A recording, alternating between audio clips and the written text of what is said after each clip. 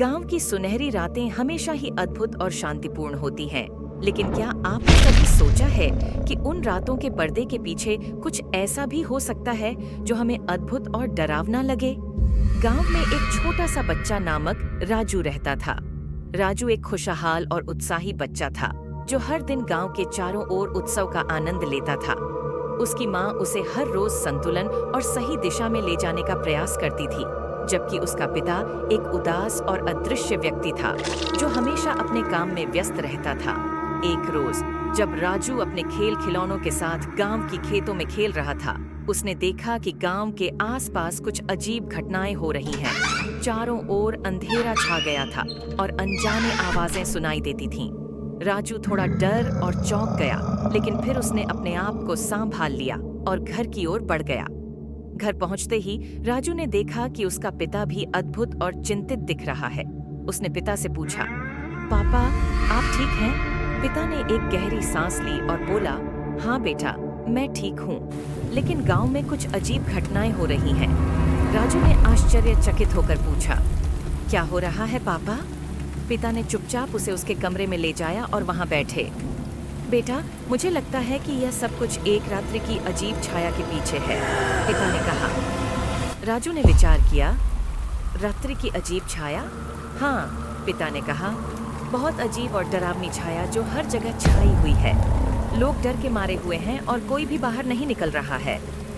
राजू को यह सब सुनकर थोड़ा डर और उत्सुकता हुई, लेकिन फिर उसने सोचा कि क्या यह सच है? क्या रात्रि की छाया में कोई वास्तविकता है? अगली रात जब सभी लोग सो गए थे, राजू ने अपने कमरे की ओर बढ़ते हुए उन अजीब घटनाओं की जांच करने का निश्चय किया। धीरे धीरे वह अपने कमरे से बाहर निकला और गांव के रास्ते पर चल पड़ा। रात के अंधेरे में राजू को अद्भुत और डरावनी छाया महसूस होने लगी। वह दिल्ली के पास एक पुराने और डरावने बंगले के पास पहुंच गया, जो कि गांव की बाहर था। जब वह बंगले के पास पहुंचा तो उसने अपनी आंखों के सामने कुछ अजीब दृश्य देखा।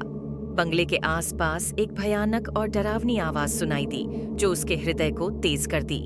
राजू ने सोचा, क्या यह वास्तव में हो रहा है? लेकिन उसने अपनी हिम्मत और उत्साह को जुटाकर बंगले के अंदर प्रवेश किया। बंगले के अंदर वह अजीब और भयानक दृश्यों का सामना करता है। दीवारों पर अद्भुत चित्र और विचित्र प्रतिमाएं लगी हुई थीं। वह अपने आप को डर से ग्रस्त होता है, लेकिन उसका साहसी होने का इरादा मजबूत होता है। बंगले के कोने में वह एक अद्भुत पुरानी किताब देखता है जो धीरे धीरे उसकी ध्यान को आकर्षित करती है। जब उसने उसे खोला तो उसने अद्भुत और अजीब दस्तावेज के बारे में पढ़ा। यह दस्तावेज एक पुराने राजा के बारे में थे जिसने अपने राज्य में कुछ अद्भुत और भयानक घटनाएं रोकी थीं। उसके पास एक पुरानी कहानी थी जो कि उसके दिल को छू गई।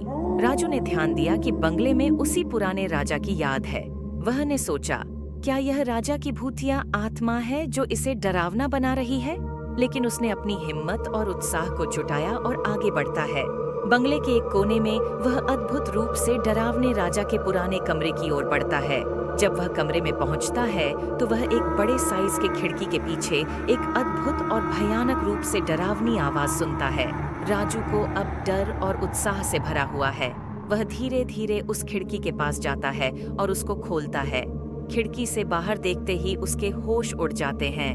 वह देखता है कि वह एक अद्भुत और भयानक रूप से डरावनी आवाज के साथ अद्भुत और डरावनी आभासित वस्तु के सामने है। कुछ ही पलों में राजू को यह सच्चाई पता चलती है कि वह अद्भुत रूप से डरावनी आवाज के साथ अपने गांव की अद्भुत और भयानक रात की छाया के पीछे क्या है। ये वास्तव में उस अद्भुत और डरावनी आवाज की राज है जो किसी अनजाने राजा की भूत या आत्मा की छाया है, और यह आवाज उसे बंगले के खिड़की के पास ले जाती है जहां एक पुरानी कहानी उसके समक्ष उस राजा की भूत या आत्मा की कहानी सुनाती है। राजू को अब समझ आ जाता है कि गांव में हो रही अद्भुत और भयानक घटनाएं एक रात्रि की छाया के पीछे कुछ और हो सकती है, लेकिन यह वास्तविकता के अंदर उस राजा की भूत या आत्मा का विराजमान होने की सच्चाई है।